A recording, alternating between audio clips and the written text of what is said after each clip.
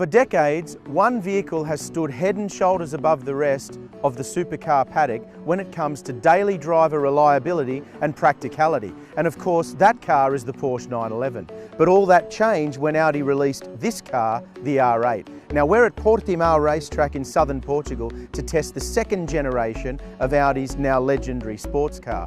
It's too fast for public roads, so we need to stop talking, we need to hit the racetrack and see just how capable it is. The new Audi R8 represents an evolutionary improvement over the previous model. It's still very much an R8, but it's better in every measurable area than the model it replaces. The most visible external difference between the two models is the rear wing. The V10 model gets a speed-sensitive rear wing that, when you turn the vehicle off, tucks away flush with the rear of the car. The Hero V10 Plus model gets a chunky fixed carbon fibre rear wing that's modelled on the Le Mans race car. One of the only criticisms of the outgoing R8 model was that the interior didn't feel quite bespoke enough to match the exotic exterior. Audi's listened to that feedback, and there's now a genuine bespoke feeling inside the cabin. The steering wheel manages to ooze race car cool without dripping in a million useless buttons and switchgear. The shift paddles and the ventilation controls are beautifully designed and functional. The fitment of virtual cockpit for the R8 has, just like it did with the TT, resulted in a clean centre console design, something that you'll really appreciate when you see it in the flesh. On public roads, the R8's ride remains impressive.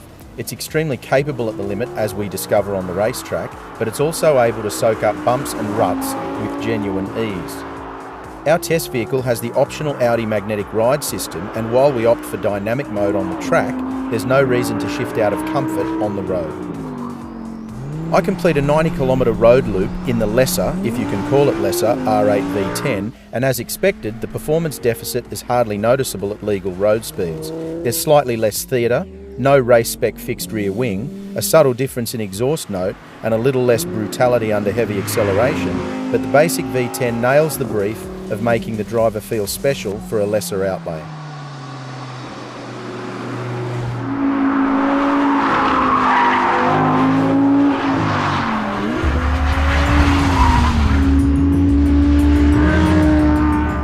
Now, we've said from the outset that the most amazing thing about the R8 is just how easy it is to drive fast. It's absolutely astonishing. This is a very challenging racetrack with a lot of elevation changes and blind corners, you can't see where you're going, and the R8 just couldn't be any easier to drive. It's incredible. This car is so balanced and sharp. The steering's precise.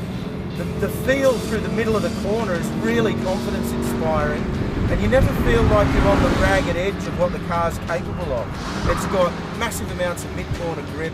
The way the chassis responds to inputs is so sharp and precise, and it's just at this level of the game where cars are getting better and better and faster, I can't think of a super sports car that's easier than the Audi R8 to drive rapidly straight out of the box on a racetrack. It's absolutely astonishing. There's a lot of fuss about the high-tech headlights that are available on the R8, but this view, the back of the car, is what everyone else is going to see when you're disappearing off into the distance. The R8 is an astonishingly fast vehicle on the racetrack, and more than that, it's incredibly easy to drive quickly. I can't wait to get one on test in Australia and get the rest of the Car Advice team behind the wheel.